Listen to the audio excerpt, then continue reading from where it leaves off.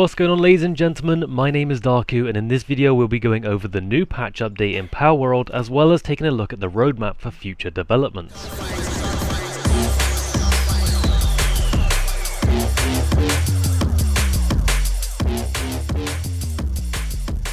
So to start us off, these updates are actually out of sync. So Steam version will have the patch 1.3 and the Xbox version / Windows version will have the 1.1 version.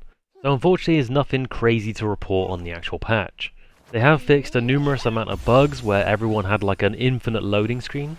Fixed a few bugs where the world date was not displayed correctly and appeared to reset. They've corrected various incorrect text, so for example the pickaxe actually says it's a pickaxe now instead of end text. They've also added a load of countermeasures against various cheats and exploits. Those cheats and exploits, such as going to the tree at the very top left of the map by using different things to obviously exploit their way through, and I'm sure you've seen loads of people actually using the cheat to catch the gym leaders, or I guess tower leaders as well. So if you're unaware, catching the tower leaders is actually an exploit, or a bug I suppose, and is not actually a feature in the game. Obviously that's why I've not done it myself, but if you so as mention it in the Pocket Pair Discord, you will get muted and probably banned.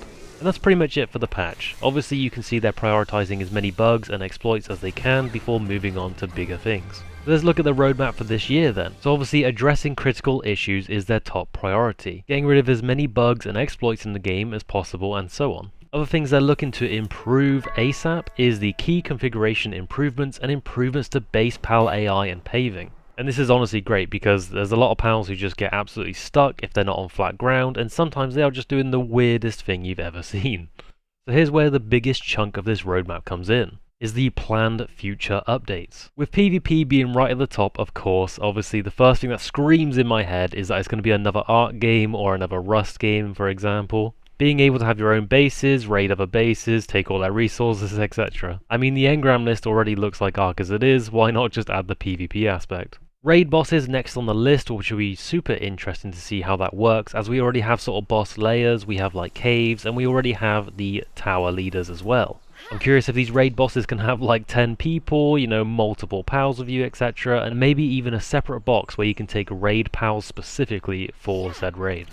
The PAL Arena, which is a PvP for pals, seems really interesting. That would be the most sort of Pokemon-like experience, I imagine, as you can just fight your pals rather than you being involved as well, shooting your guns or, you know, hitting each other, etc. So the Steam to Xbox crossplay being next on the list, which is for me one of the main priorities and one of the main things I wanted to talk about in this video, and I'll try my best not to be so cynical. My biggest gripe with this is the fact that I followed Pocket Pair for a very long time now, and I've played their Craftopia game for a good 4 years, which by the way is still in early access, so you know, my hopes for this game is a bit rough. The Xbox version of Craftopia feels like a tile-to-tile game, and you can definitely tell it's dated. The PC version of Craftopia is open world, and it feels like a completely different game. The version mismatch is astronomical, and they have never made it crossplay over 4 years. This is why I said I want to try not to be so cynical, but when Palworld says they're going to do Steam and Xbox crossplay, my expectations are low. The only reason why I feel like they may push this is because Palworld has been such a huge success, overtaking many games on Steam, etc.,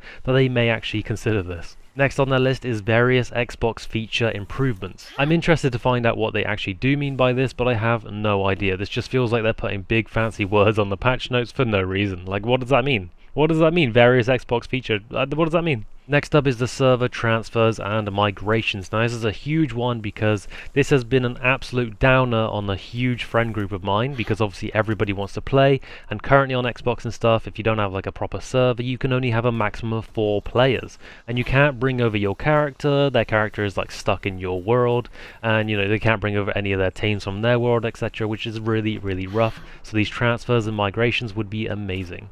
Improvements to the building system next on the list. This is one of the main things I complained about when I was playing the game actually, is when you put down your PAL deck, basically your PC, you get this big circle where you can build a base, but they only give you square pieces. Some of the furniture and stuff that you can add to the game is pretty nice, but obviously it would be nice to get some corner pieces, some rounded edges, etc.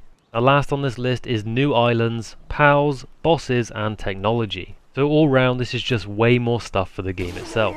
New islands will be amazing. Obviously there's the tree at the very top left, which is, you know, part of the story, I suppose, and maybe we can get there one day without the exploit of going through the red wall. New pals will be obviously amazing, as we have 133, I believe it is, and obviously, you know, there's loads in trailers that they showed that are not in the game. For example, the one that kind of looks like Luxray from Pokemon is like my absolute favorite, and I looked around the entire map for it and it doesn't even exist in the game currently. More bosses will be great as well, obviously the tower leaders, because they are pretty fun, and obviously running them with friends is pretty crazy. Seeing how much HP they have and then making sure that you've got the ultimate team to fight them, etc. It's really fun. It'll be really interesting to see what tech they bring out as well. Obviously they might bring even more stuff that they had from like Craftopia and bring it into Palworld as well. Honestly, although the game crashes on me almost all the time, and it does feel a bit janky and the building is a bit off, this game is genuinely a lot of fun regardless. There you go, ladies and gents, that's the patch that just came out for the Xbox and Steam versions, and talking a little bit about the roadmap that's in the future. Don't forget to like, comment, subscribe, and check out the other Palworld videos I got going on. Alright, see ya!